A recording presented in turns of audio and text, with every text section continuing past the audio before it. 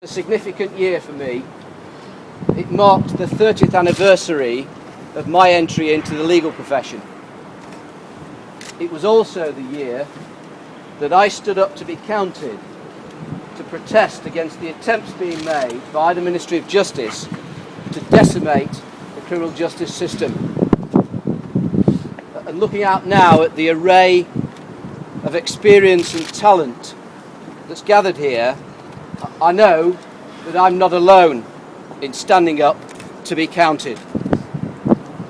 In April last year, we criminal barristers of the Northern Circuit, together with our colleagues from the solicitors branch of the profession, met together in an unprecedented display of unity against the government proposals contained in what was then the government's first consultation paper on transforming legal aid.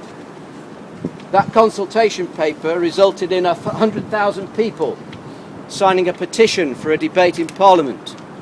It resulted in over 16,000 responses being received by the Ministry of Justice. And that demonstrated, if nothing else did, the strength of feeling and unity far beyond the legal profession. Since then, eminent judges have joined their voices to ours.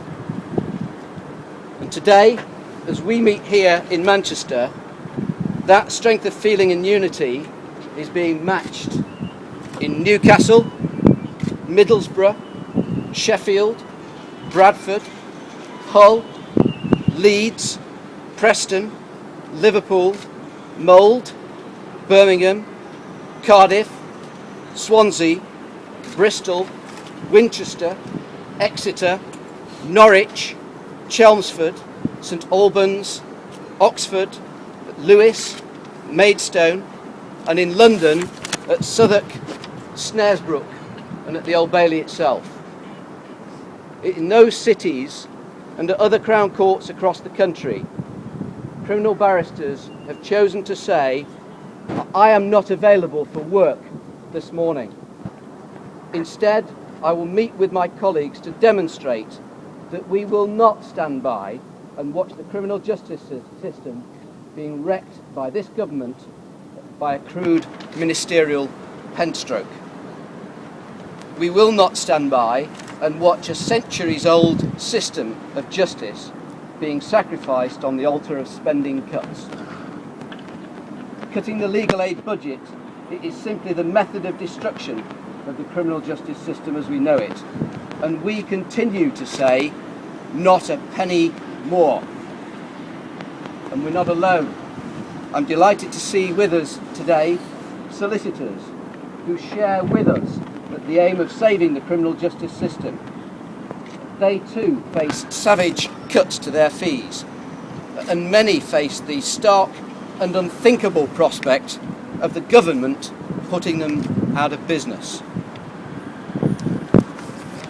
The Minister says there are too many firms of solicitors and too many criminal barristers. Says who? What he means is the Ministry of Justice would like to be able to contract with a small number of large organisations.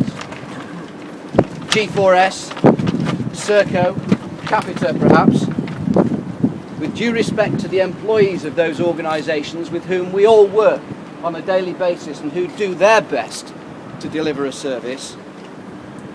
The Ministry of Justice contracts with their organisations have hardly been a shining model to follow, have they? And we have probation officers supporting us too. Those experienced professionals who quietly and largely unseen by the public anyway, act as guardians of public safety, playing a vital role in the sentencing process and in managing offenders after conviction. There are apparently too many of them as well. I heard with incredulity, as doubtless many of you will have done, the Lord Chancellor's idea that experienced probation officers should be replaced by ex-offenders working with charities. The readers of the Daily Mail and the Daily Express, newspapers that have over the last few days faithfully reproduced what some may well say are warped interpretations of the Ministry of Justice statistics. They brought into the idea that criminal barristers are so-called fat cats. But we know the truth. That myth is, of course, simply a smokescreen designed to hide the uncomfortable and the unpalatable truth that the government is on the brink of selling the family silver, of which our system of justice is one of the most ancient and valuable. But once it's gone, it'll be lost forever. And we're here to say that we will not let that happen. In a moment, at 10:30 this morning, at all those meetings in the 26 locations around the country across England and Wales, the same message will be read.